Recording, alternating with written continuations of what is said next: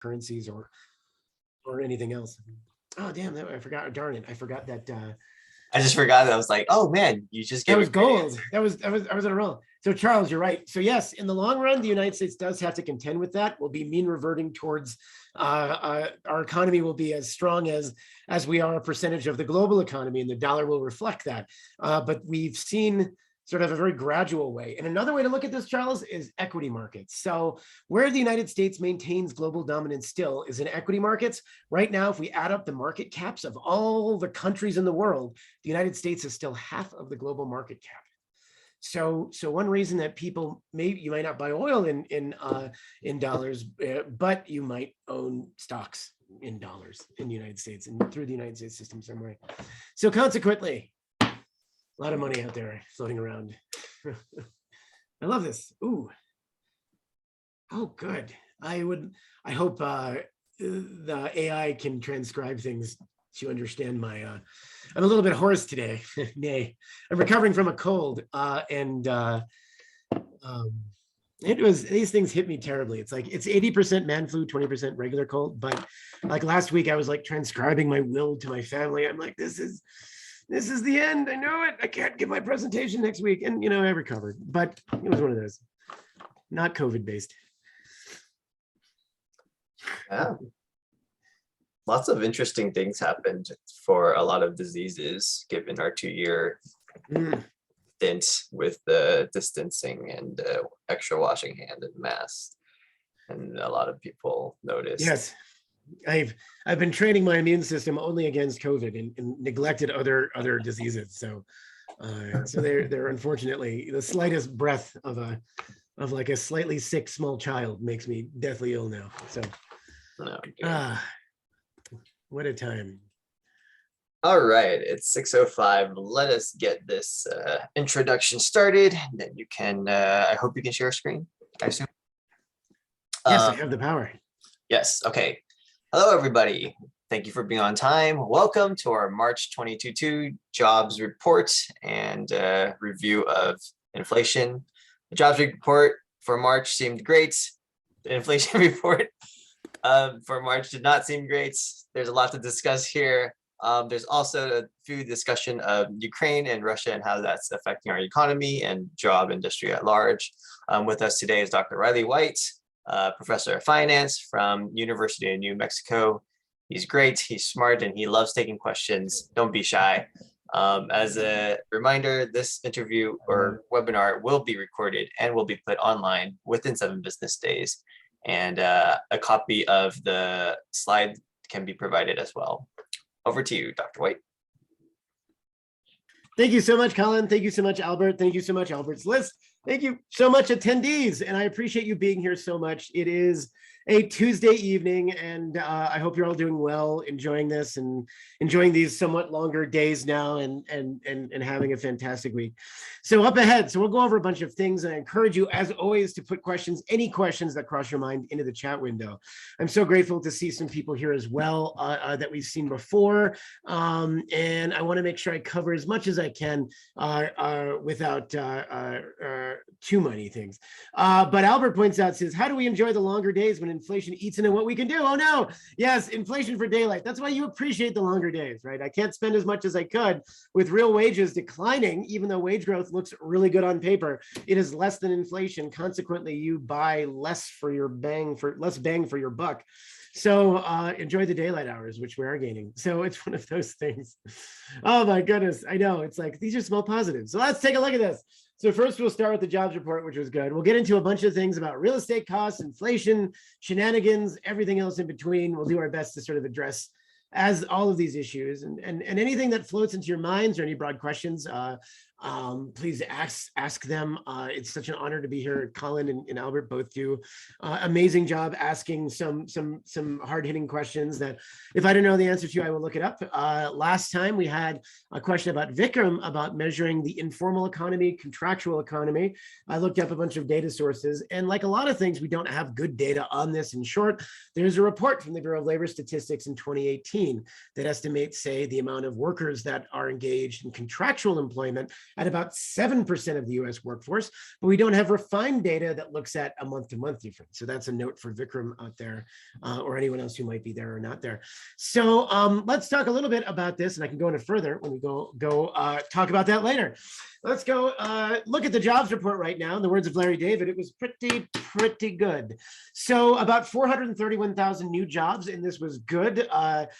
In another thing to look at this, we saw the unemployment rate fall on this downward trend now to about 3.6%. This will be subsumed by all the other information you're going to see in the next couple of months involving inflation, other issues, rate increases. But it's likely regarding unemployment rates in the United States that we're going to be, or you might hear news that this will achieve or reach the lowest unemployment rate in the last 50 years. It's going to, we're getting very close to that point. We're in the low threes right now, and that's very optimistic. So I think this speaks very highly to the strength of our labor market. We still have over 11 million job openings, and fewer than about half as much people who are unemployed, meaning they're actually looking for work. This doesn't mean necessarily that those unemployed people just won't take these jobs.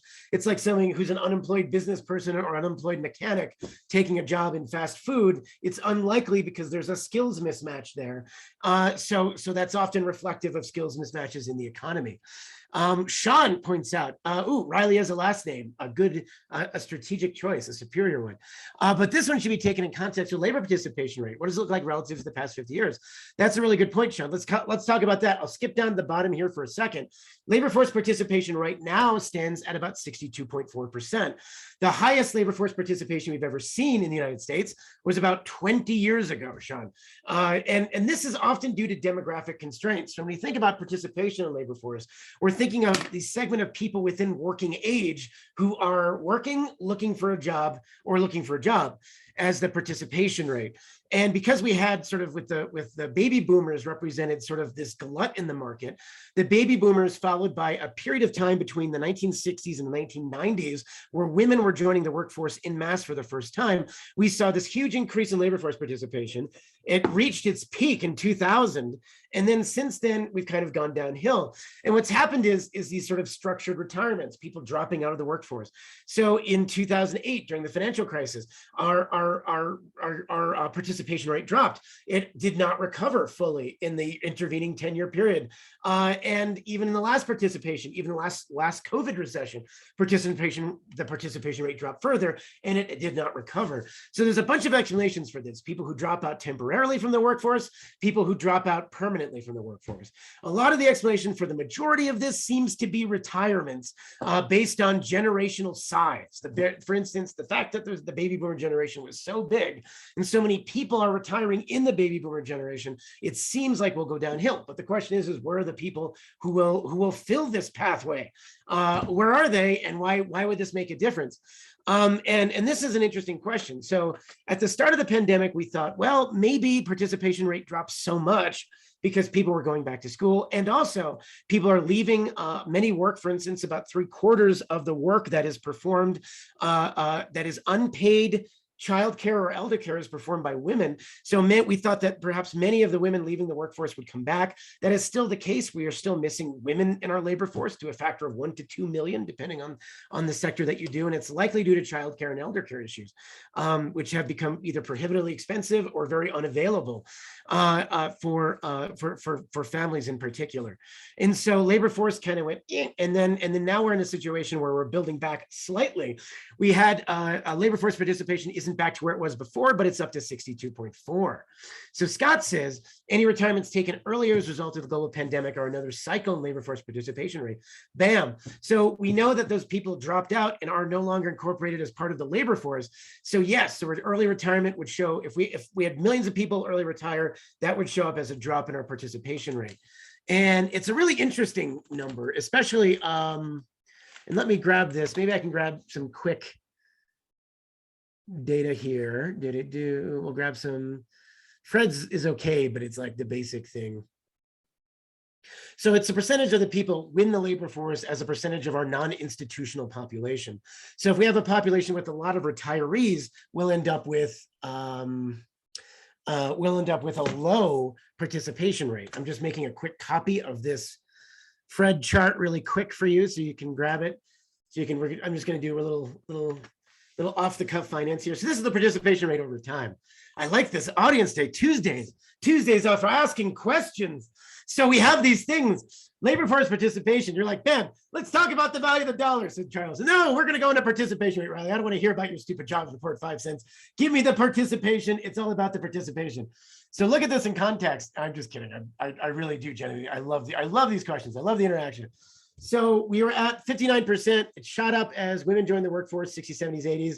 Baby boomers got older, et cetera, et cetera. People started retiring 2000, and it went downhill. It dropped precipitously in 2020 with the pandemic. And Scott, to your point, I would probably posit, and although papers will be written about this for years ahead of time, that the specific demographic characteristics of the baby boomer generation, the fact that they are older and they could retire early, and because they're such a big generation, makes participation rate drops a more significant factor in this most recent recession, and also potentially in the recessions yet to come.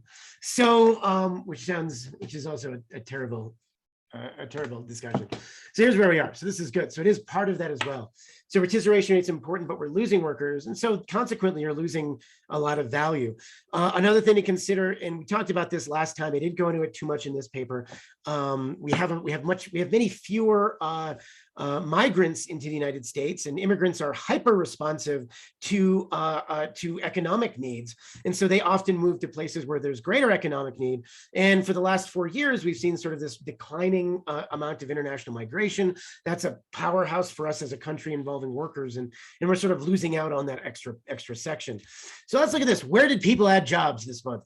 So again, leisure and hospitality, about 112,000. But wait, what's number 2? And this gets me very excited because it's the single biggest sector in the San Francisco Bay Area. It is professional and business services. If your title, work, or job involves professionalism, business services, or occasionally wearing a dress shirt or suit, usually fit into this category, added 102,000 jobs across the country last month.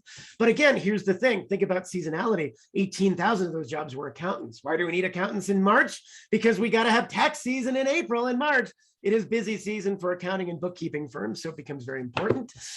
12,000 in computer systems design as well. That was really interesting.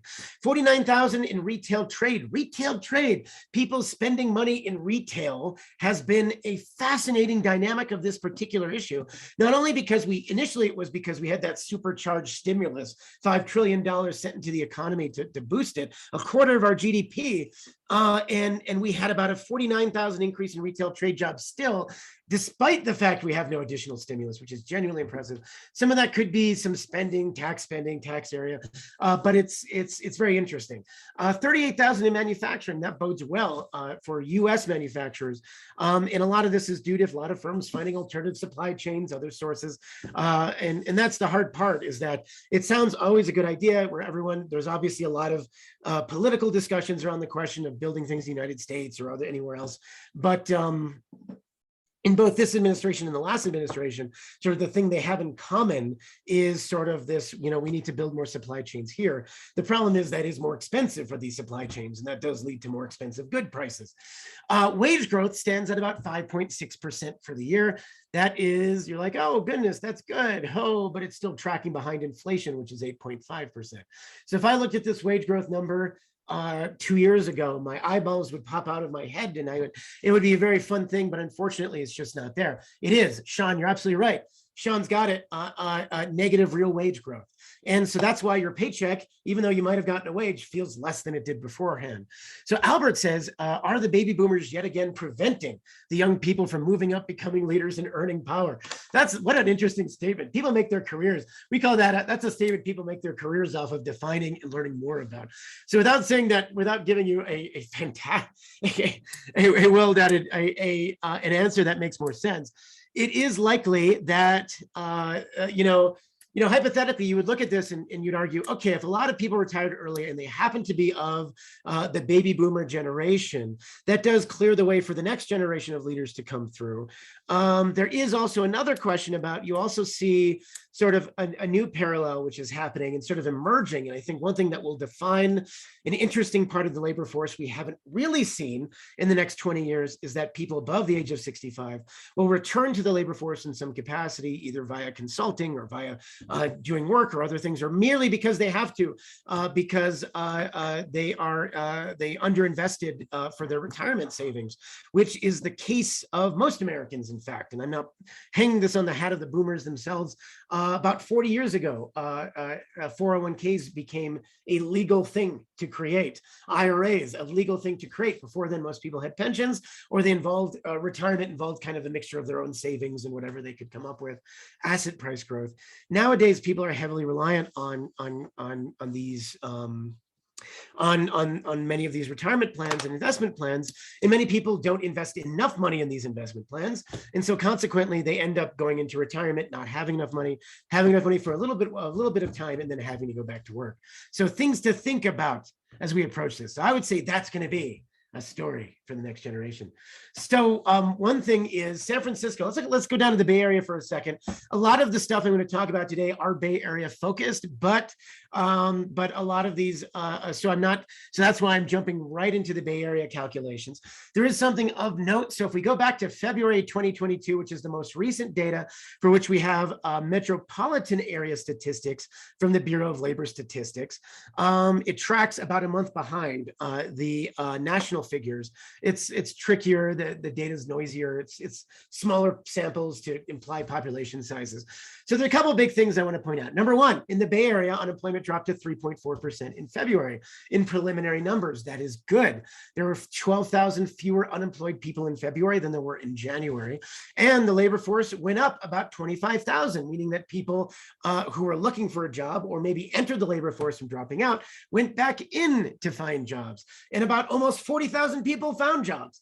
And it was very, very interesting that didn't have jobs before. And so if we look at this categories and look at different things, so far so good. We know that government employment hasn't been doing well across the country, but we know for the rest of the sectors, they've been doing pretty well. The chart on the upper right shows the professional and business services. And this represents almost a little bit more than a fifth of the overall labor force or so of the Bay Area. About 20% or so of the Bay Area labor force is employed in professional and business services, a wide encompassing term that has a lot of things attached to it. And you'll notice that in this chart from the BLS going back to 2012, we're in a situation where, as of right now, this sector employment is almost to where we were back in 2020, but still a little bit short, but it's better than where we were back in 2018 and even 2019. So that's a very good sign. Likewise, unemployment rate on the bottom here is the lowest since before the pandemic. But if you remember, what was the lowest employment rate the Bay Area achieved?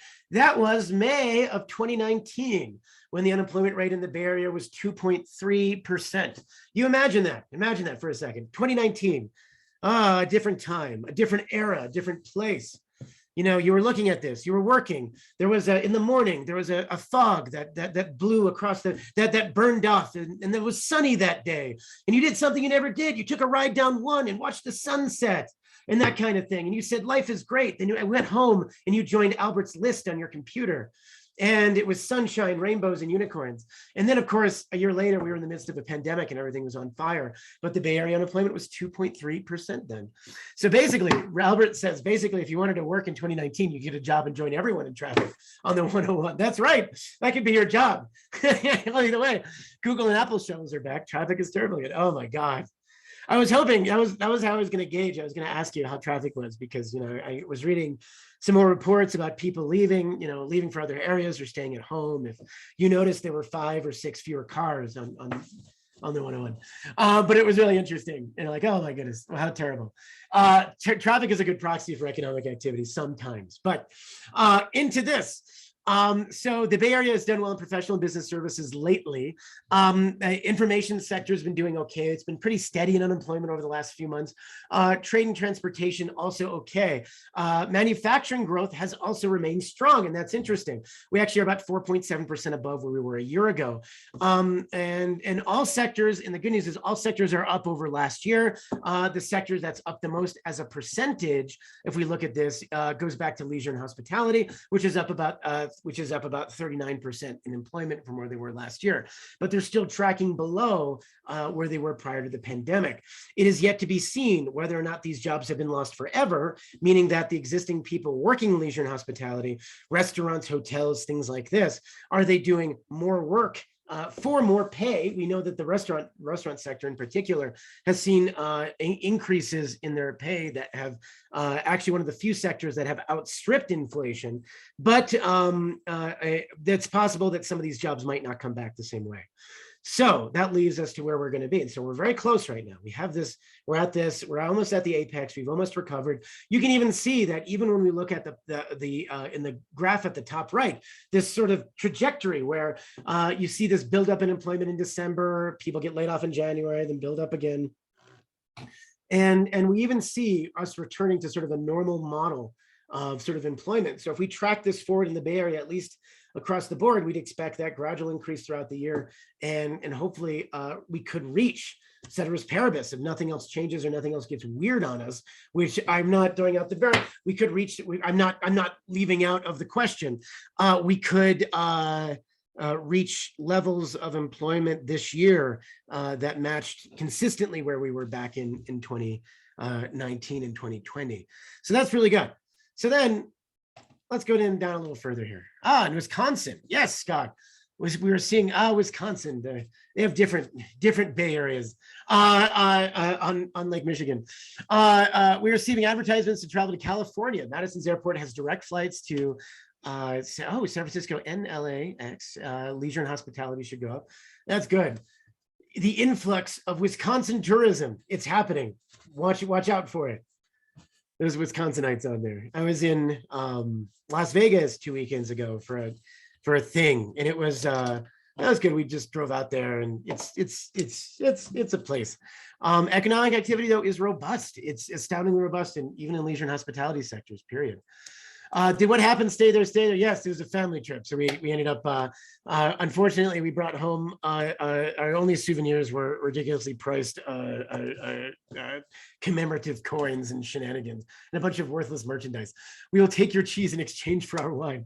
Look, Albert's already running an import-export. This is great. This is excellent. This is great. Make sure you know they check you for agricultural produce when you enter California or exit California, and they're like, what did you steal? And I'm like, I've got I'm bringing in nothing but boring mites and things to ruin the agricultural crop. Beware, Scott, beware. See, this is how business happens. We're seeing it live. All right, so anyway, I just didn't talk about this slide at all. So unemployment numbers have kind of slid downhill nicely, and that's a good thing. And jobs added, cyclically speaking, these are good jobs numbers. And if we go back in the last year, in the last 12 job numbers, they're not the stellar rates we saw back in last year, but they're really good numbers for this time. It's going to be interesting to see how we respond in summer and how employment responds for what we're about to talk about next. And so the other thing I want to measure with looking at the job market as a whole is we think about the job shortfall that's existed since February 2020. And there is still a tangible job shortfall. We're about 1.5 million jobs or so below where we were 1.5 million jobs below where we were in February 2020. And the problem is that's not a good enough metric. We actually should track that.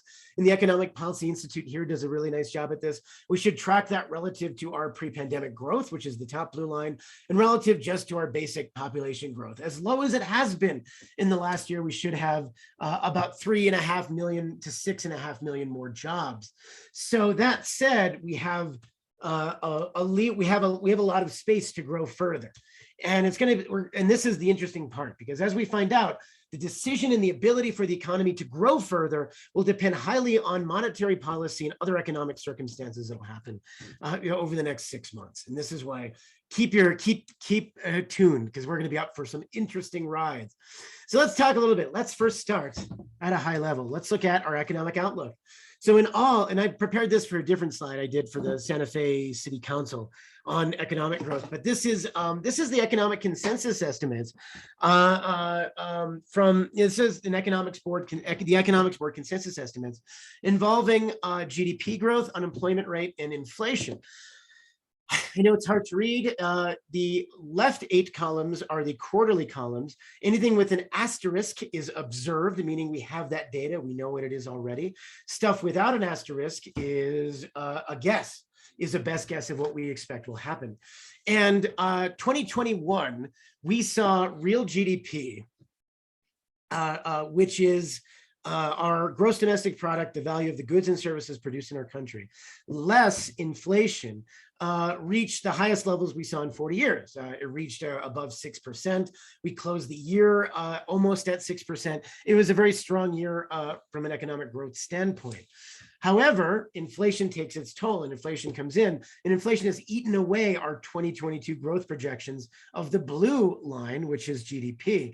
And so we're expecting GDP numbers, real GDP growth, to be between 1% and 3%. Now, this is still okay. It's an okay growing economy. It's not decreasing. I would like it to be better, but it is doing okay. This is a growth economy, and it's something to be proud of. Real GDP growth at 3% would be awesome, but we've since downgraded that further because inflation has stuck around for longer than we expected. If we look towards 2022 and 2023, we expect real GDP to fall from 3 to about 2%, and then we start getting iffy, and then a lot of magical things can happen in 2023. Inflation, we expect legitimately, and I'll explain why this is. You're like, Reilly, didn't you say inflation would be transitory like 6 months ago, and now we're in inflation? Reilly, what is this? You're in some kind of job where you predict the future, and yet at the same time, your record of predicting the future just seems so terrible. Why do you have a job? Well, this is, and I reiterate this, you get what you pay for. This is an unpaid Albert's List. I do this for the joy de vivre of talking with Albert's List people, but this is actually a really hard thing to predict. We end up in a situation with inflation. We do expect in the gray line here, the gray bars, to max out in the first and second quarter. And excuse me, Sean, I chortled at your response. I love that. You're right. I can pull a paychecker, weatherman and economist. That's right. They're the same thing. We predict the future. Look at us. We're like personalities, and we just look at us. I'm going to say that. I know a local weatherman. I'm going to give them a hard time. The inflation rate right now, we expect to maximize either right now or towards the second quarter of this year. And then it's going to gradually come off a little bit. We hope to dip down to about 3% in 2023. But again, it depends on monetary policy. Unemployment rate should remain low and robust at least through 2022. And again, 2023 being what it is, and I will acknowledge this, we don't know what's going to happen yet. So this is why it becomes really, really important. And I want to spend a little bit of time talking about this. Okay, so we still expect the economy is going to grow. Right now, the recession risk this year is estimated to be about 28% among economists. It's also like a chance of rain, 28% chance of rain. Is it going to rain? It might rain. What is rain? Is it a trace? Is it a little recession? Is it a big one? Monetary policy, threading the needle. This is the game this year. This is the show. So the Fed has stepped in and they have raised rates once in March. We expect them to do so again. The Fed raises rates for one rate only. That's the discount rate, which is overnight lending to large banks. It's so important, though, because it sets the standard for the rest of the economy, sets expectations, sets discount. It is called the discount rate because it sets the discount rate for a lot of different projects, services, other things. We all tie it back to sort of this rate. And so when the Fed raises rates over overnight lending, which is short term, a lot of people pay attention and a lot of people notice. It has a very big macroeconomic effect. So the Fed raises rates because they want to make the cost of borrowing more expensive. And what this does is it reduces economic activity at the margins. It reduces monetary supply growth. With less economic activity, monetary supply doesn't increase as fast. Consequently, it can rein in inflation. On the other hand, they lower rates to stimulate the economy. That makes, when you lower interest rates, that incentivizes a lot of projects that weren't that good before to actually look like they're good projects through something called the discount rate. And consequently, a lot of it stimulates economic activity. Businesses build a lot of stuff, they hire people, stuff happens, and the economy gets back on track again. And the Fed now is in this very interesting place because we have both high growth, relatively speaking, and high inflation. And when we combine those two things, we get like a mediocre real GDP growth. The Fed is going to continue to raise rates to reduce inflation. That's true. Rising rates too quickly, though, will increase the risk of worse economic outcomes. And how bad do you mean? What do you mean by worst economic outcomes? What is the Reilly speak there? That means risk of inflation, risk of recession goes up. Raising rates too slowly would allow inflation to persist. Imagine for a second that you're operating cannons on a battlefield. And there's an enemy army that's kind of in front of you, and it's maybe in a line of trees. It's obscured and you don't know where it is, but you know you have to hit them with cannons if you want to protect your army. And also behind that enemy in the forest, there's a town. So you don't want to shoot your cannonballs too far or you end up hitting and hurting innocent civilians. And so the Fed is kind of like operating these cannons. I don't know why it was a war allegory, but just hold on. They're operating these cannons. They're firing them, and then they have to make adjustments when the cannonballs are midair, even before they land definitively, to decide what their next move is. And that's the hard part. It's not as simple as merely adjusting the angle of the cannonball. You then have to look at its trajectory as it stands now, and knowing fully you don't know where the cannonballs will land. How can you make the economic policy outcomes match your economic policy goals? And this is an incredibly challenging task because they're only informed by data. Historically, and Sean, you're right, historically, they're not good at this. It's very hard to be good at this, and you're absolutely right about this. And I'm not saying it's for lack of trying. They have very good intentions, most of them. I feel like I'm defending, maybe there's like a Fed person at the Fed and Albert's list somewhere, and it's like, this is a good government job, but we do try because the data isn't always available to them. Like we know that when we move or change dials, it can have a very long-term effect that we can't pick up in data for months ahead of time.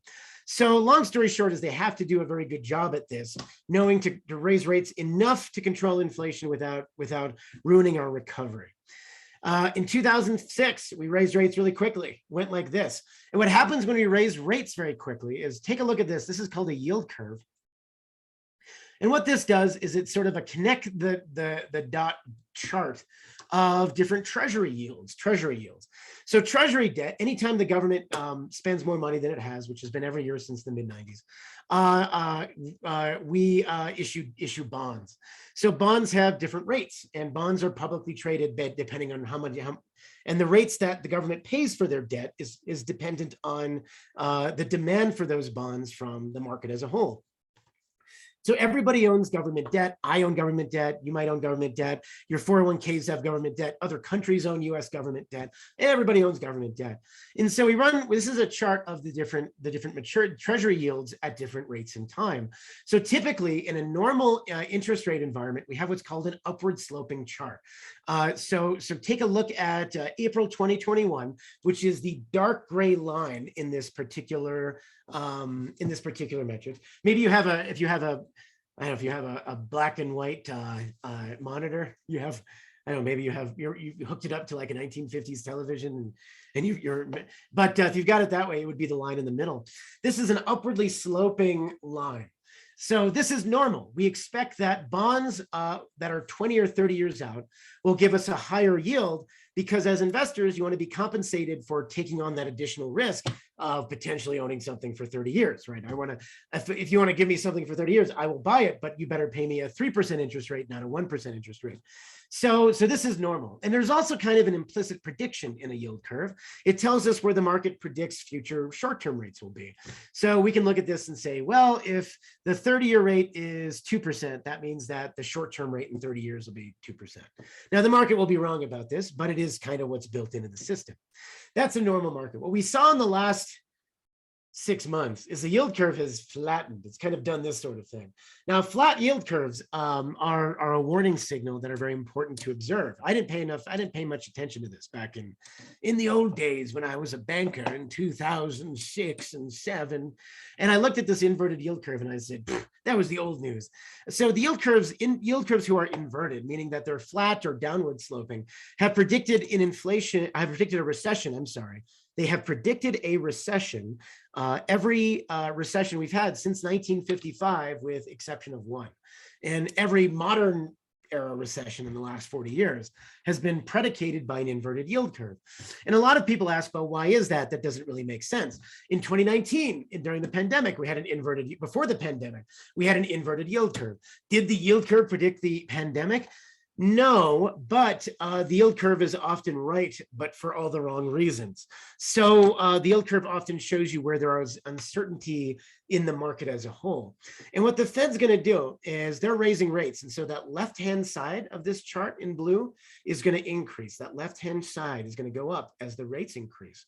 Now, the important thing that the Fed is going to look at is what's going to happen to those long-term rates, those 10, 20, and 30-year bonds. If they also increase in tandem, we can have an upwardly sloping yield curve that does this. Ooh, look, growth is implied in our economy. We're not going to have a recession. However, if it looks like this and the short-term rates do this, we could easily have a fully inverted yield curve or a nearly fully inverted yield curve, which is very good at predicting recessions. And it's already kind of inverted right now up through basically from the 1 year out to the 30-year. And for all intents and purposes, we are in an inverted yield curve. And especially between the 2 and 10 year, which is what we really focus on. So the inverted yield curve does predict a recession. This was observed back in 1986 in a paper by Campbell Harvey, who's a famous finance professor, who observed this in his dissertation, and he wrote this thing. I think he's down at Duke. This is what we have to watch. Now, the Fed also, what they've done to kind of throw an extra wrench into this market is they've acquired a whole bunch of other types of debt other than themselves, some of which are treasury debt. They've also bought a whole bunch of mortgage-backed securities. And you're like, that sounds ominous. Why is the Fed doing this? Well, they did it because they wanted to preserve liquidity in the market following the last recession and the recession before that one. They started buying things, and that builds up their balance sheet, and it builds up their balance sheet to the tune of about $9 trillion. Now, we have some research suggests that when the Fed buys stuff and sells stuff on the balance sheet, it doesn't affect the markets or the economy as much as the rate increases do, but it does still affect the overall trajectory of the economy. So what we expect is going to happen is that, so one idea is, and there's a story of hope in this, is the Fed starts to sell its balance sheet and they start really flooding the market with 20-year and 30-year bonds. If nobody wants to buy those 20 and 30-year bonds, what happens is that the government has to charge a higher yield on those bonds. And so yields go up like this. So it's possible the tail end, the right end of this chart, starts going up as well. And that would be very interesting to observe. However, it's also possible that because people just don't want to be, because people can sell 30-year securities before 30 years are up, that they might just want to put themselves into safe investments that earn 3% per year. There might actually be enough demand for it, and the yield curve could continually flatten out, and we could end up in a recession in a year or two. So anyway, there's a lot of things here that are unknown in how the market will behave. I expect, though, as they start unwinding some of the balance sheets, we're going to see some interesting effects on bond markets and also on liquidity in these bond markets. So what is going to happen? So, this is good. So Albert asked a couple of things here. What happens to all the money we digitally printed during the pandemic? Where does it go? And we need to show up to next month's webinar in a top hat and top hat and monocle next month. Done. I got a top hat somewhere. I think it's at work. I have a work top hat that I wear for business meetings. I'm an assistant dean, believe it or not. Somebody said, make this person an administrator. And so then I get to walk around with a monocle, and I go to faculty and I go, have you published anything today? You should publish something. That's what your job is for. And then I go around and I make declarative statements about, swindling widows and orphans and other finance things. So this is really fun. So this is a really good question. All the money that we digitally printed during the pandemic. So the interesting part is that there are places within this. So money doesn't disappear. It can go places. One of the interesting questions, I think, actually, when you think about the money that we printed and where does it go, is where does it benefit? And we know that when we add, say, trillions of dollars to the economy, where does it flow to? Some of that initially, so there's different. That's a complex question with a lot of different answers. Some of that money flowed that was directed at early childhood programs or direct cash transfers to Americans making less than a certain income threshold, did result in positive outcomes for child poverty. However, a lot of the money, if it went to, say, in other capacities, usually end up going to where people put money in places where they think it will produce yield. And so what we saw was that we saw record high stock market performance in the 2 years following the beginning of the pandemic. This year in particular has been tricky, but that year and a half, I guess, between the bottoming out in May to April and May of 2020 to late to December, January of 2022, we saw a lot of money go in the stock market, a lot of money go into private equity, a lot of money go into places to generate yields. And the reason is that, you know, as we look at the end of the day, when rates are really low and there's, and people have an incentive to put their money somewhere, they put it where they think they can generate funds. And often this comes with higher risk, but it's sort of the par for the course. So there are places where the money goes, and likewise, when the Fed sells their balance sheet, they're willing to sell it at a loss, and it's not something that we should worry about recognizing. It's not going to put us into incredible amounts of debt. It's not how that transaction process works. We can go through sort of the life cycle of a dollar next time. That would be a really good, like a side venture. But it's a really good thing. So it goes in the economy, but also goes internationally. Dollars fly everywhere, and digitally or otherwise. There is, with the aspect of, say, lower rates and increased bank lending, that did have a multiplicative effect on the money supply. We'll actually show that. We've had huge increases in money supply recently in the last 10 years. So one question that you might have is, what industries actually benefit from rate hikes, you're saying? So is there anybody who benefits particularly from rate hikes? And where should I put my money and all these other things? So I can't answer those questions, as the years have passed since I've been a registered financial advisor in good standing, as I'm primarily still an academic, and I'm also here not to sell you anything. But in general, we look at these things, the mere aspect, although what's happened in the past is we've raised rates. Sometimes we've stopped raising rates, like in the mid 90s, and the economy was okay for a few years. And then we started raising rates again and raising rates, and then we had a recession. The thing that drops rate cycles is often recessions. But in general, the markets go up even as we start issuing rate hikes. And the reason is that when the Fed increases rates, the economy is still doing okay by definition. So if the economy is doing okay, there's no need for immediate doom and gloom. Now, on the other side of that question, it varies from industry to industry. And when I mean that, so here's how the stock performance has been when the Fed starts to hike across different industries.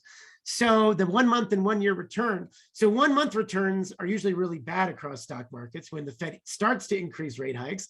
And that's what we've seen already. The market goes, oh, shucks. No, the fun times are over. But then they work their way through it and they're like, you know, this is okay. You know, stuff might be okay. Tech stocks do well in the 1 year after the Fed starts raising rates.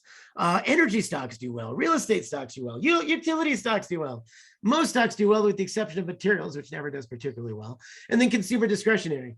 But there's other things as well. And this is what's really interesting about this. And that's not really an honest answer to this, because every recession, every rate hike period is slightly different. So financials. So this is one sector that does okay in rate hikes. For instance, insurers, for instance, they hold safer debt to back out. They often hold a lot of debt because they're backing up, or they have to maintain a lot of liquid assets to support their outstanding insurance policies. And these assets do better when rates are higher. Brokerages do better. Banks do better. You often get greater interest rate margins, and greater, not greater, can't even spell greater interest rate margins. Charles asks, will the world be around in 30 years? Could that be why people aren't buying those bonds? That's a good question, Charles. Why aren't people doing this? Why haven't I fully priced in apocalypse risk into my portfolio? Charles asks. It's just your trust. That's really funny. I love it. This is the thing. I mean, it might, what would the market look, that's a good question. There's a whole side sector. That could be like my new thing. I go on tour talking about, like, if a meteor strikes or a nuclear war strikes, and what would the economy be like in the 2 months beforehand, and how should you invest? And it could be like I read a book. It could have gone a little lecture tour. I'll be on like the 4 a.m. Public access channel in Reading. Anyway, consumer staples and consumer discretionary. So consumer staples make sense in surface. This is what people buy in recessions because it's stuff that people need to buy. You need to buy, it's your toothpaste and your mouthwash and your, things like this.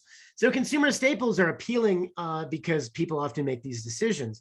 In this particular economy, because we have high inflation, we have some evidence to suggest that people are looking very seriously. The majority of adults are looking at and examining price differences in greater detail than they were a year ago.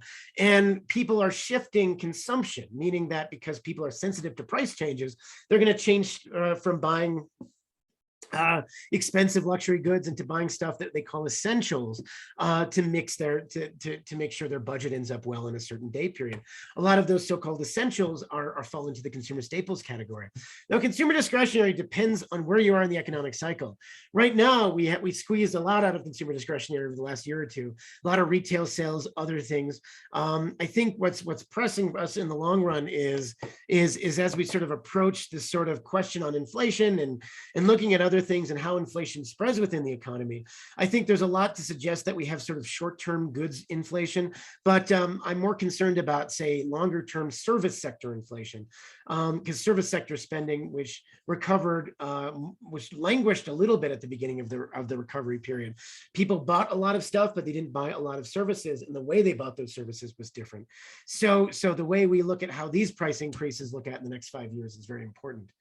Oh man, so many good points here. Sorry, I haven't checked the chat window here. All right, Scott says certain business models are sure to survive. So that's right. At the end of the day, there'll be a business model predicting GDP growth for the next year after an apocalypse.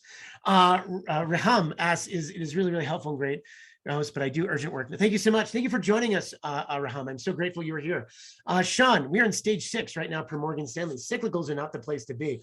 You're right about this. Stage 6. This is funny. So I don't disagree with Morgan Stanley's point of view. I mean, we can all pick our poison on cycles, economic cycles. And I've had a lot of discussion with a lot of other finance people about this. And we argue with the question of whether or not cyclical mentality is the way to look at this. So a lot of people some people are top-down portfolio constructors. They look at economic cycles with regard to how people perform. A lot of people are, and let me take a look here. Maybe I can, I'll show you where Fidelity says we're at. And they have a different view on cycles. It's like they have this little rolling ball thing. And some investors don't give it much heed. Some investors base their whole portfolio out of it. Use what makes the most sense to you. And I won't espouse one particular thing over another. I obviously have to teach this when I teach portfolio classes. Have to teach this. I enjoy teaching this. And we have a portfolio at UNM. And so we do this kind of stuff a lot. But let's take a look here for a second. And let's look at, this is not Morgan Stanley. This is just Fidelity because we use this as well. So this has the idea that we have sort of an economic cycle that countries fall through at certain times, right? And so right now, if we looked at different countries across the globe, most countries are in an expansion recovery area. Some early recovery still, Japan, Korea, India, Brazil, Mexico, Eurozone and Australia nearing the top of the cycle. US, UK, and Canada, we look like we're rolling downhill into the contractionary phase. The thing about this chart is it's deceiving. You can roll your ball along this. Sometimes your ball rolls right, sometimes it rolls left. It doesn't have to always follow this cycle. It's not like those little beads in the doctor's office you used to play with when you were a child that used to fall along those tracks and they could only go one way. Basically, these things can go either way. Contraction, China right now through contraction and the COVID closures and everything else, in size in terms of their economy, but the most of the world is kind of right here. Now, the US could speed along this very quickly. Right now, if you look at this, Fidelity's like, oh, we're mid-cycle. Okay, great. That's so vague. The mid to recession could be a year and a half long, or it could be 8 years long, or it could be 11 months long. So the thing is that there's no guarantee, even when we consider dividing things into cycles, that those cycles possess within themselves a certain time limit that the economy has to fall into. Sometimes we can go the other way. And of course, monetary policy can influence how those cycles behave. And so it's very interesting to see how this happens. And it'll be very interesting to see what happens in the next sort of short amount of time. Let me see if I can grab some US specific data here really quick so I can, oh, there we go. This is my favorite. So anyway, let's see if I can. All right, so Fidelity shows in this next chart I will show you in today's sort of street finance lecture. Let me see if I can grab. This is an aside. I see the questions coming. I'll get them in. This is great. I love them. I love them. So here's the United States. Quarter two last year, quarter three last year, quarter one last year, we were just breezing our way through this economic cycle. So it's probably right. Patrice, you say, speaking of cyclicals, been reading a lot about one camp saying we are within 2 quarters a bear, but others saying the bull will last until mid 23. What does your crystal ball say? Ooh, good. That's a really good question. So of course, and I like Albert jumping in, and he said, my guess too is that Russia no longer qualifies for these cycles given they've been removed from so longer institutions. Oh, great questions. Okay, so Patrice, regarding this particular question, which I think is a very good one. So right now, okay, so I think the Fed will raise rates. I think let's play this out logically and see how the Fed responds. The Fed is going to try to respond to economic data as they see it. They're going to try to raise rates quickly and then gradually, and then maybe not at all if they sense the economy or economic recovery is not doing well. I think if we look towards 2023, I think I would actually be of the side to say that we are not within 2 quarters of a recession. A bear market in general could be possible just by raising rates and taking some steam off the mortgage market would be enough to send us into a bear market. So that's possible. But regarding the overall economic state, will we be in a recession, a 2 consecutive quarters of negative economic growth? Possibly for 2023, and I put the risk on a coin flip in 2023. Although, and that's of no help to you personally. But this is, I mean, I'm so jaded. I've seen so many things happen that have caught me by surprise that that I would be a fool if I were to offer you certainty in a period where there's not a lot of certainty. And so we'll actually start, maybe we'll run our running recession prediction, and I'll update my prediction every month if you tune into it, and we'll see what happens. So I'm going to stick right now that risk of recession is still low. I'm going to stick with like 15 to 20% in 2022, 2023 coin flip. And it highly depends on market response to federal rate increase, the Federal Reserve increasing interest rates. And Russia, to your point, oh, can we bet something? Oh my goodness, Albert. Should I get you like a gift basket from like New Mexico? Is that, I could do that, like various salsas.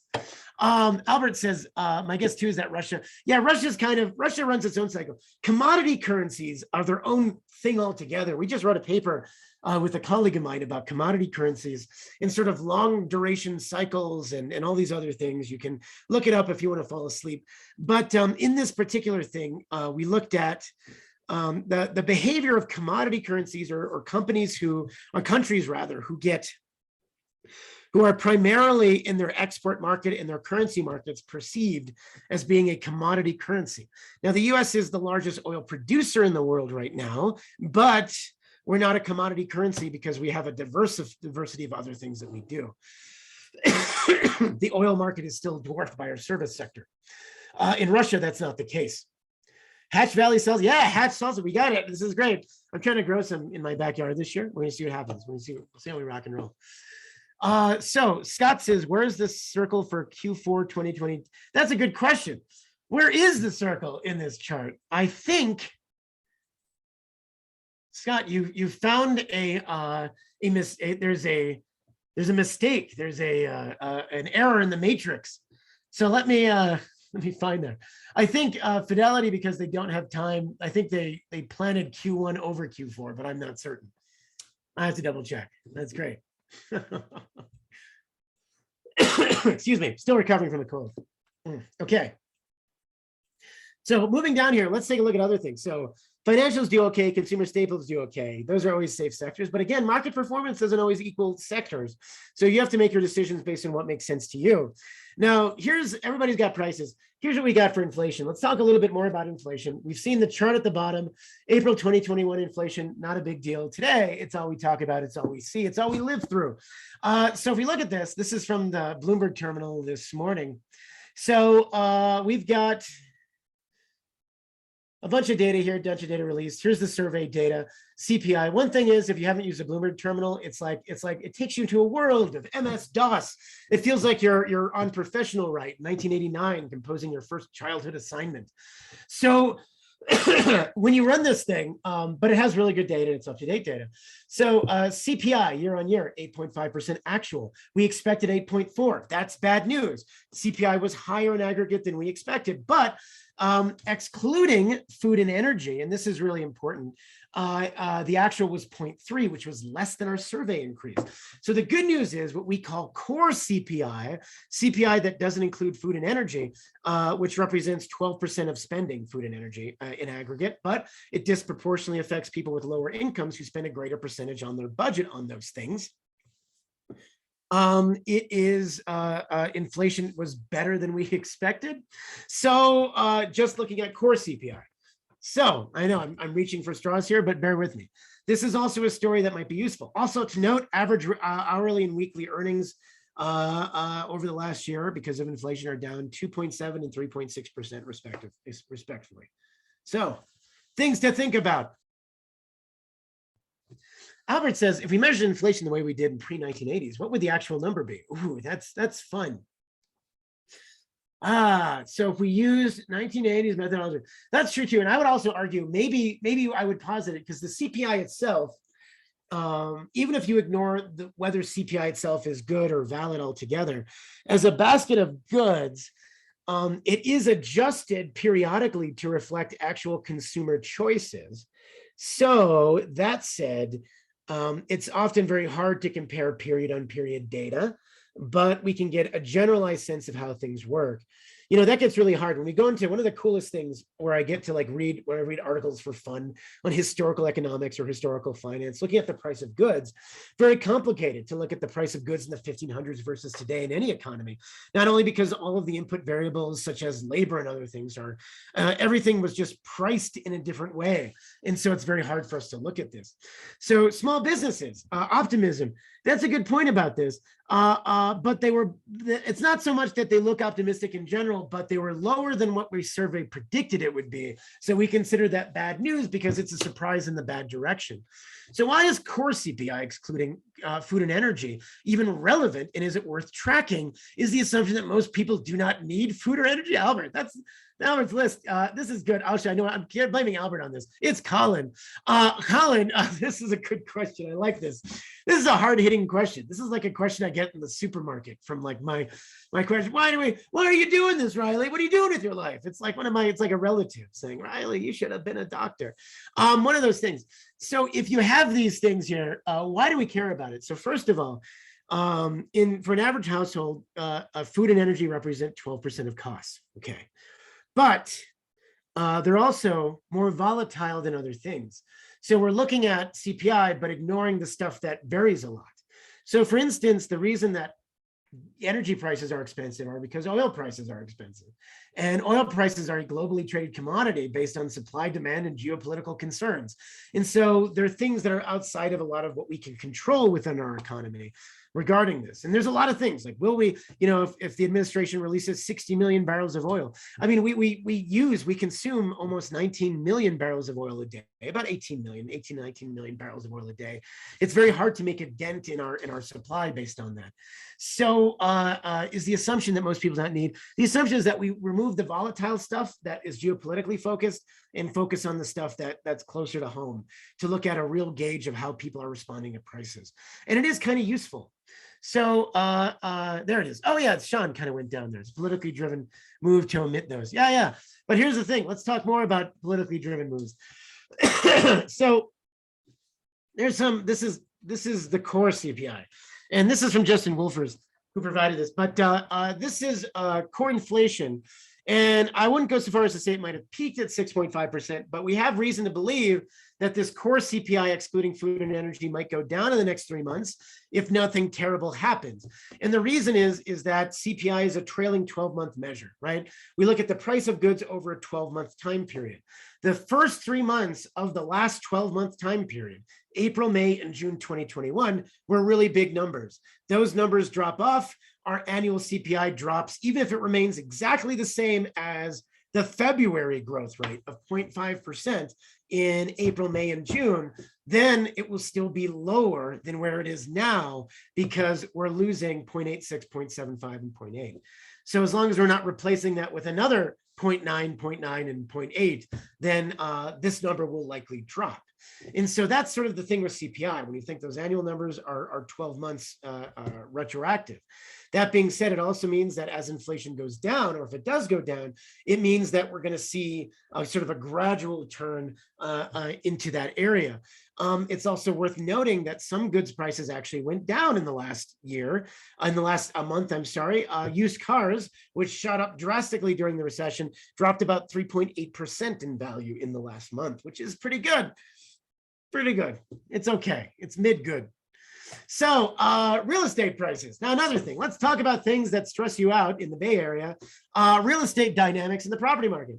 Real estate dynamics in the property market. That seems, what am I doing here with these slides? So that seems redundant. So here's the big picture. Whoa, never mind. Hold on. Higher mortgage rates will result in slower price growth. Mortgage rates. Maybe you're looking at this saying, my goodness, things are expensive, but if I just wait 2 years, I'll have enough for a down payment and I can have a mortgage. A year and a half ago, mortgage rates were at their all-time low, slightly below 3%. Many people with mortgages at around 2.5%. Now, mortgage prices have gone to an approached hit in some regions of the country, 5%. So if you think about that, financing a 30-year mortgage or financing a home, that increase in price drastically reduces your purchasing power. And that would by itself cause the price growth that we've seen in the real estate market to take a turn downward. However, what we've also seen at the same time is the supply of real estate has also been limited. When we have low supply, that means that high prices can continue until people choose to sell them. So here's a question for you in a quiz. If we go across, here's a question and a quiz within a question within a quiz. We go back within the last 30 years. And let's look at this chart here. This is the last 30 years. The answer is right in front of you, but I'm going to phrase it in the form of a question. What market in the United States, if you were to buy a home 30 years ago, would have generated the greatest amount of wealth gain for you by purchasing that house and holding on to it as long as you can until it's ripped from your cold, dead hands? And if you said San Francisco, you'd be correct. So in all, if we look at the wealth gains on housing in the last 30 years, the biggest sources have been San Francisco, number 1, Anaheim, number 2, OC coming in there to rock and roll it, Honolulu, San Diego, LA, Seattle, Nassau, Nassau County, Suffolk County, New York. So those areas are, you get what you pay for. I know, Sean. You end up with, if you had the benefit of going back in time in a time machine to acquire property with the goal of achieving wealth in a 30-year period, you should have bought it in San Francisco. But you're like, wait a second, Reilly, wait a second. We're on Albert's list because we're either applying jobs, we're either upwardly mobile, or maybe we're not fortunate enough to be in that situation where we're holding on to these massively expensive properties. So then I can ask you, what about the last 5 years? And even though the physical rate of change in the Bay Area has not matched other parts of the country, has not matched the annualized rate of return that we've seen in other markets, because stuff was already expensive and the prices, even at low growth rates, went up even more. The greatest 5-year increase in wealth across the country was still in the Bay Area. Numbers 1 and 2, San Jose and San Fran. Look at it, rock and rolling. $500,000 and $400,000 of added wealth, respectfully, in the last 5 years. Isn't that an astounding number? Yes, Sean. Sean owns Sean, if you're the owner of 30 single family homes in Atherton, yes, I agree with you. Those numbers look great. And then you factor in inflation. I know. Inflation. Still, I know, Albert. I Colin and Colin. I'm calling Albert Colin because Albert's list is Colin and Albert is Albert. So he's right. Colin is right. So inflation does matter here, but it has exceeded net of inflation. Maybe not this year, but in general, it's still pretty good. But you get a sense here. And so the question is, and this is kind of in the back of everybody's mind, will prices, which have kind of done this in parts of the Bay Area and in the peninsula in particular, they've kind of dropped a bit. Will this continue? And inflation does. People look towards value. It doesn't hurt property owners to that point because properties are good in their own way, and they are valued. And shelter is one of the largest single elements of the CPI. So will high prices last forever? And so let's talk about this. Where are we going with these prices? This can't happen. What do we do? And we're going to talk this kind of briefly using a few different scenarios in the last 3 slides here about real estate. So number one is think about the cost of owning versus renting. And this is a really interesting thing to look at. It varies from market to market, but look at the country as a whole. And this is a graph from John Burns, Real Estate Consulting. But basically, what you found out a lot is that it's a lot more expensive right now to own in most of the country than it is to rent a single family home. And this is very interesting. So what that happens is usually we expect these to even out. So in a free market, people shift to buy the cheaper good, the rental home, and that brings down house prices and bids up rental house prices. And so we reach some kind of market equilibrium. During parts of the recovery, especially right after the recession, it was cheaper to own than rent because real estate prices crashed in 2008, 2009. It took a long time to recover. And at this time, it was cheaper to own. Excuse me. So that being said, is this indicative because we're in this overpriced area that means prices will come down? Yes, in the long run, but there are some things I want you to note. First is that look at ourselves, the United States compared to global asset prices, not just looking at us within our country, not even looking at the Bay Area specifically, looking at everywhere nationally. So the United States as a whole, our real estate is still midway, perhaps even relatively cheap compared to the growth rates we've seen in other developed countries in the world. Britain, Canada, and that top line here is actually New Zealand, have all seen larger percentage increases in housing costs in the last 20 years than the United States has. So the question is this sort of a permanent shift into highly expensive assets worldwide, driven by, say, investors, driven by commoditized housing, other ways that people look and invest in housing in different ways? And does this doom us to sort of an area of perpetually high or even higher real estate, where the people that own real estate, and across the country, the ownership rate among adults is about 2/3 of American adults own or have a mortgage on their home. That number falls in more expensive areas. In San Francisco and within the city limits, it's about 50%. Compare that, say, to also other experiences in developed countries like Japan. Look at Japan, for an instance. And I often think about this as being, highly technologically intensive economy, reached economic doldrums in the 90s. And then the real estate market flatlined for 30 years. And I'm not saying this will happen, but this is very interesting. It shows you it could happen. The CPI on housing in Japan, when we don't even adjust it in a meaningful way, has remained steady for 30 years. Now, that's also come with very low economic growth, other things.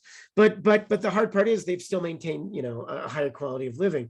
So one thing you look at with California is it going to be a Canada or New Zealand scenario? Or is it going to be a Japan scenario where the Bay Area became really expensive?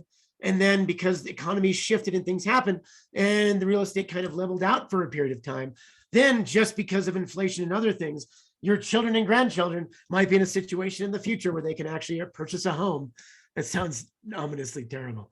And Albert points out, until we actually build housing, the shortage will continue. And as that shortage continues, the issues will remain. You're right. There's only surefire way to really meaningfully reduce the price or make housing affordable is to increase the supply of housing. So Dr. White, what do you think about corporations like BlackRock buying homes now and pricing out an everyday American? I think commoditized investment is, so here's the thing. So if BlackRock does this, I have 2 thoughts about this. Canada just banned foreigners from purchasing real estate for the next 2 years. Yesterday, you're right. And Colin points out that USA has low birth rate and low migration as well. If this persists in the long run, the overall population drops, and it's safe to say that demand will drop and values drop as well. So let's examine this. So one thing is, that's a really good, both of those are great questions. So my take on this is that when you have, when you have first, let's deal with the issue of investors in buying. So investors in housing units become problematic when, and let me put it this way, it can help ensure liquidity in markets. There's good things to look at with this, but it reduces supply and available supply, other things for consumers. My issue is that it can work hypothetically, but the bigger issue at hand, and this is a generally unpopular view, because I would group myself, I'm very hesitant to group myself in many camps regarding economic theory or thought, because I like to be relatively open-minded, but I'm a yes in my backyard sort of a person, as opposed to a no in my backyard sort of person. And one of those aspects of this, if I were being honest with this, and I'm speaking as a homeowner, knowing that somebody could buy a space next door to me, and if there was an investor and they use that to its highest and best use for that property, they could transform that into a 10-story building that could afford where many people could afford to live and work.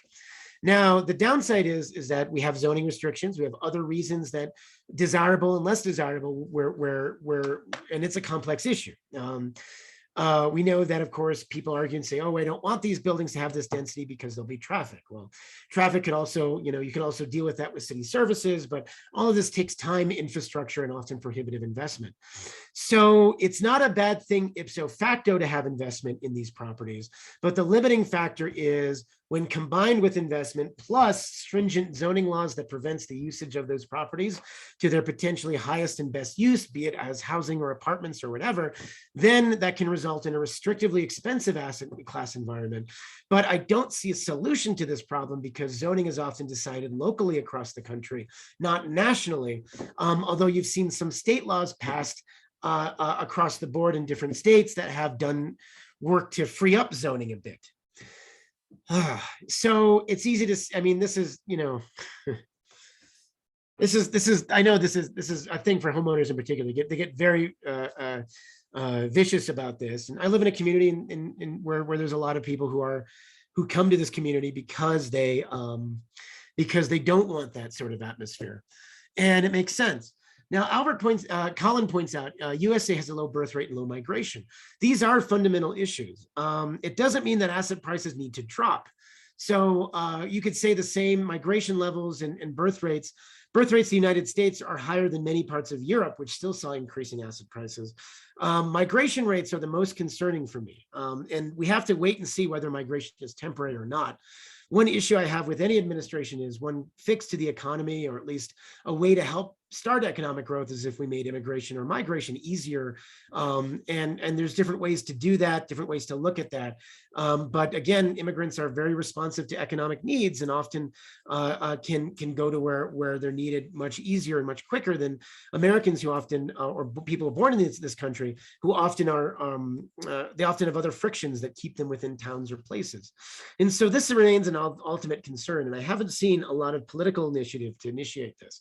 So I would argue that falls into a second camp of unpopular ideas I have.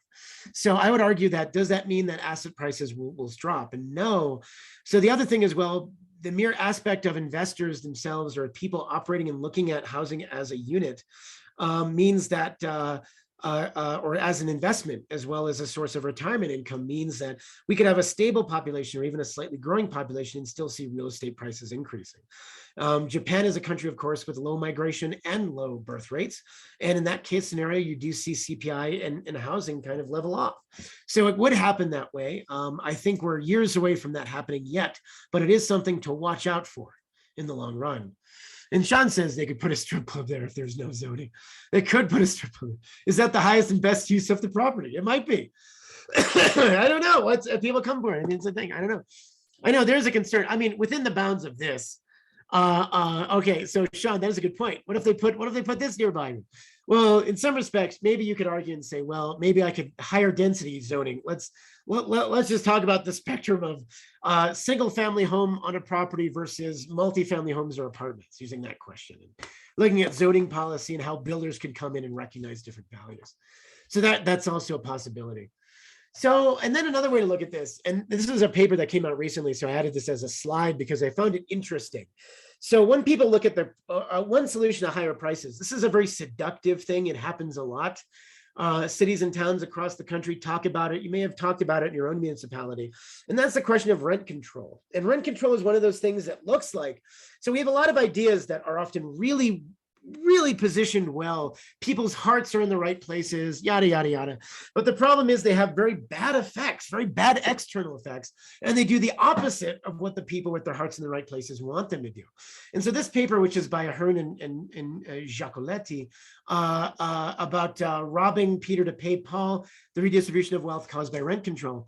So they looked at rent control that was initiated in St. Paul, Minnesota recently in 2021 to study the transfer of, I'm going to read just the abstract, to transfer the wealth across income groups. First, they found that rent control caused property values to fall by 6 or 7%. When you fix rent at a certain level, you disincentivize landlords from investing in the property. And what happens is property values dropped as they sold off properties in rent control districts for an aggregate loss of about 1.6 billion. Both owner-occupied and rental properties lost value, but the losses were larger for rental properties and in neighborhoods with a higher concentration of rentals. Second, when they looked at parcel level data, they found that tenants who gained the most from rent control had higher incomes and were more likely to be white, while the owners who lost the most had lower incomes and more likely to be of minorities. So while rent control was initiated for completely opposite purposes, it ended up negatively affecting the real estate market in a certain area, which leads us back to then what are the solutions then? And the solutions are whatever way increases the real estate supply meaningfully in certain areas where people can build, invest, live, enjoy the cities and services and everything that their community has to offer. And also an excess of supply does produce in itself a certain percentage of homes which are affordable. So if it's done well and healthily, it can happen, but it's hard to do, especially with these other things. So what do the owners lose? Just property value, not any actual realized loss unless they sell. So there's other long-term studies that look at this, and they often look at rent control as resulting in a lot of urban blight in other areas. They sell the properties, but they lose money. They lose the incentive to reinvest, rebuild, repair, keep their properties up, maintained. So consequently, property value decreases, areas decrease, and rental rates decrease. And it's an interesting thing. Not a decrease, rather. The amount of available properties for rents decrease in certain areas, and areas become blighted. There's a lot of data on this as well, and that becomes very challenging. Money leaves. Well, that's not what they found. Sean, to your point, they found that rent control actually benefits white people over other people. So that's the interesting part. So it's not even doing what the hypothetical intent of it is for, which is that people stay there. They found that and I don't know, I don't have the demographics behind who own the properties, but it's worth checking out. Take a look at this paper. It's on SSRN. You can download it, write emails. Dr. Ahern's at University of Southern California. So it's a very interesting paper to discuss. So this is one of those things. And so the hard part is there's a lot of intention. Free markets themselves are messes. And I'll be the first person to say this. There's a huge amount of issues with free markets, but often even well thought out or even well-intentioned policies can have negative effects that work the opposite way that you want. And so that's the thing. So that's my solution. So my solution is the market solutions are often bad, and so are the individual solutions. So that's my conclusion. All the solutions are bad. Okay. Anyone else? What else? Anyone have any questions? I know I got a few minutes left here. How are you guys doing? Are you hanging in there? Excuse me. Did everybody perish? Albert. What do you expect? Oh, Colin. Hello. How are you doing? Good. I see Albert asks, what do you expect for the month ahead? Well, what we're going to do. So we got this coming up. We have a few things happening that are interesting. First of all, there is things I'm watching out for. I'm looking at, all right, so let's think, a month ahead. So what are you looking for? So, okay, so first of all, the month ahead is a short time period for me. And I'm looking at this. I'm looking for I want to see what if the Fed makes any big moves on their balance sheet. I'm looking ahead of this. I want to see how the stock market reacts once they digest all the inflation data that we've had in the last day or so. And I want to see how people start moving their money in the bond markets. And I'm watching those yield curves. And those yield curves are what I'm really interested in the long run. So it's all kinds of stuff. What are you guys looking for? Sean. Question. Answer.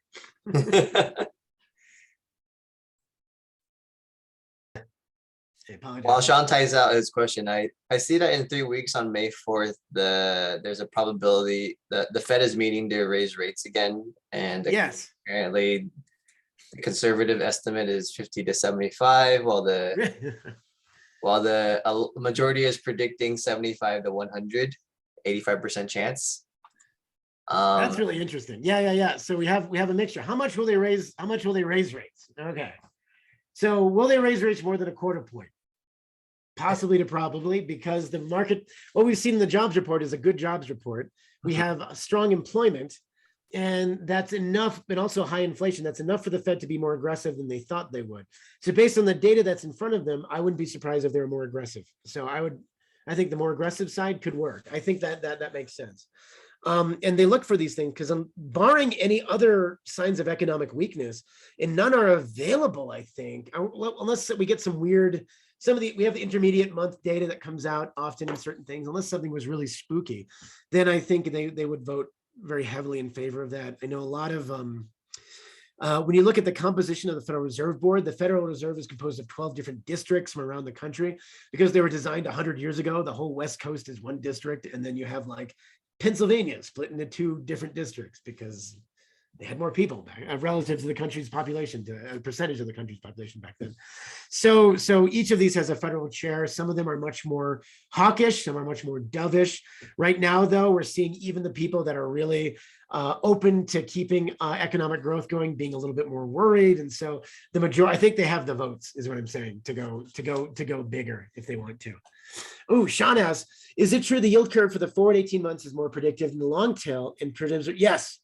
So I would actually argue yes, and but the whole shape matters, and specifically when we look at, so Chairman Powell made a comment pointing that he's right, and so, but to a certain extent about this, and Powell's also, you have to put your Powell hat on, your Powell monocle, your Jerome Powell, I don't know, loafers on, and he's going to look at this and he's going to say, okay, so the 18-month yield curve, the forward 18 months going out, is more predictive, and how it moves is more predictive, but it's also more volatile and more prone to the whim of individual bond market movements within a certain time period. So yes and no, and I think one of those things that's important is when we look at this, or when we consider this, is that the whole yield curve response to economic policy changes are important. And regarding Jerome Powell, even whether something is inverted or not inverted, or whether we look at this as an indicator, if the market is pricing longer term securities, and I know he's looking at the slope still going upward like this, saying it's showing growth, but because we're looking at 1 year, 2 year kind of flattening out, and if it were to slope downward, that implies, or the prediction is the Fed has to cut rates in response to a negative economic event like a recession. So he's saying he's got 18 months of at least a golden period where he can raise rates without abandon. But as he raises those short-term rates, the markets adjust very quickly. And so yield curves as a whole can be predictive, but they're not fully predictive.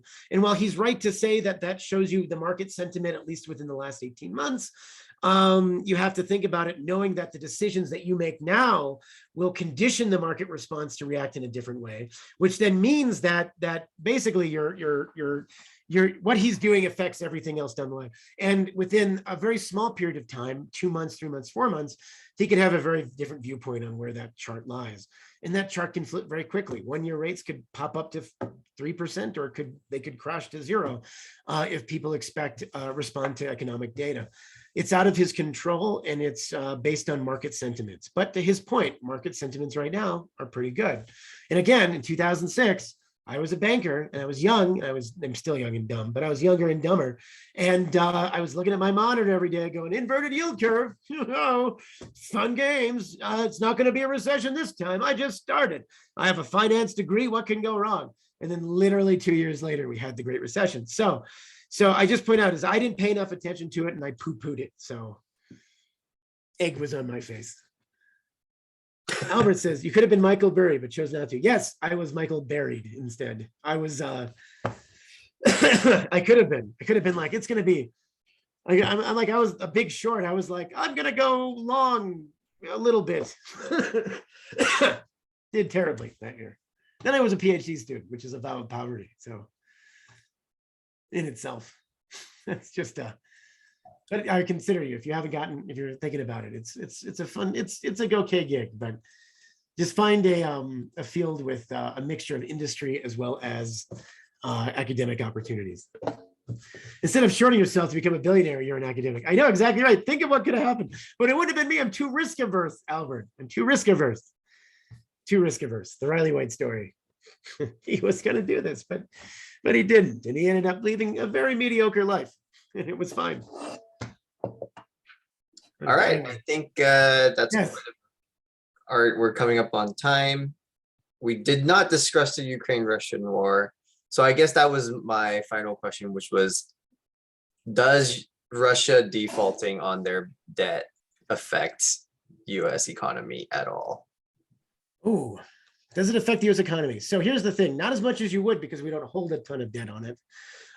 It affects some firms with dealings with Russia, and that's important. And I don't want to minimize that if that's your experience within your own company.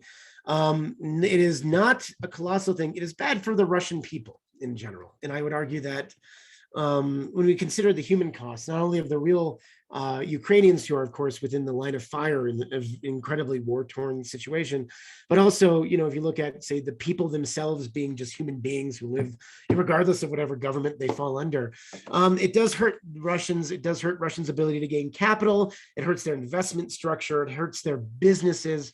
It hurts a lot of things in the long run. There's not a lot of good things that come out of a debt default.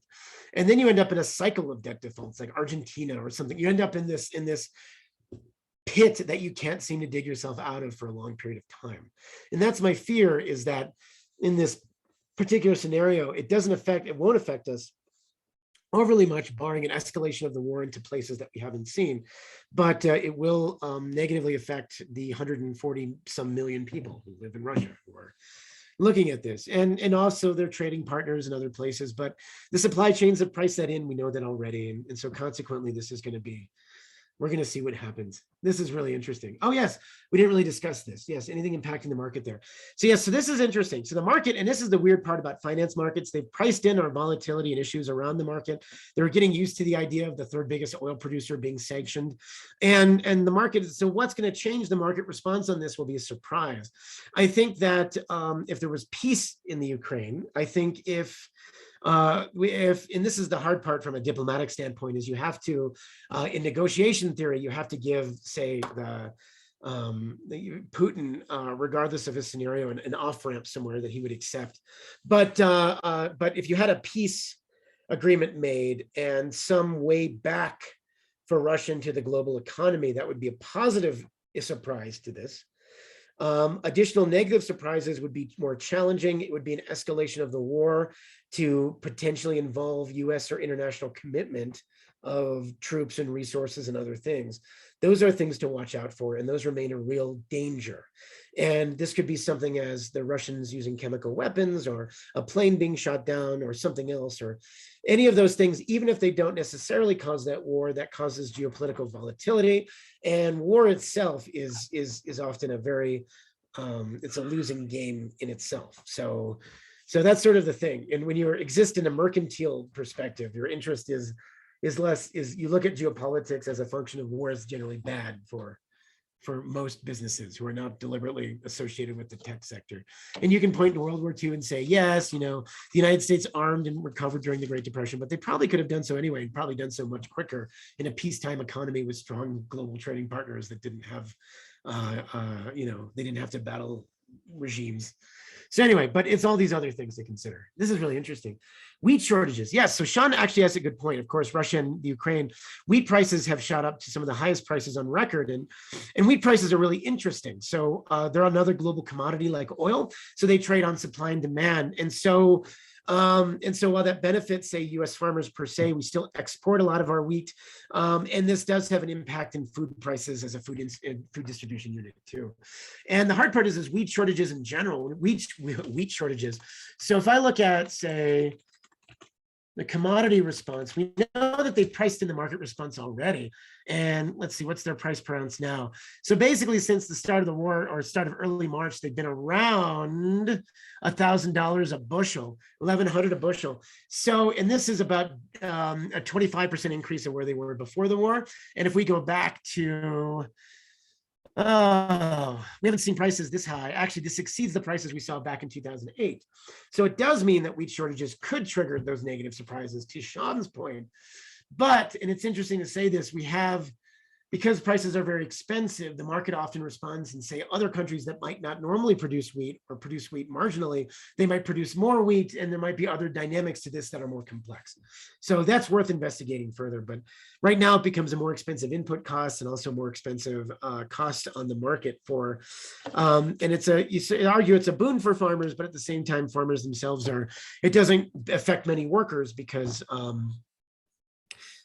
farming is often highly concentrated now and not as not nearly in any capacity as labor intensive as it was even 50 years ago. So you have numerous other events. Oh yeah, here we go. Sorry, I'll continue. Yes. Sorry, Colin, I got too excited. I'll stop. No, All right. are there any other questions? We had a good slew of late ones. I think we need to do Tuesdays more. Tuesdays are the question days. I know people are like, I'm not through my week yet. When's the next inflation report so we can get the crew back together? Let's see. The next one is publication releases. Well, we'll look it up, but we can schedule it. All right. Thank you, everyone, for attending tonight's webinar. We hope that this economic webinar and jobs report and inflation discussion gave you some insight into how you can approach your own personal economic situation and circumstances and make decisions. I've dropped the link for other Albert's List events. Please click there and we'll see you there. And of course, this was recorded and we will be putting it on YouTube within 7 business days. In the meantime, have a wonderful evening and thank you for coming. Cool.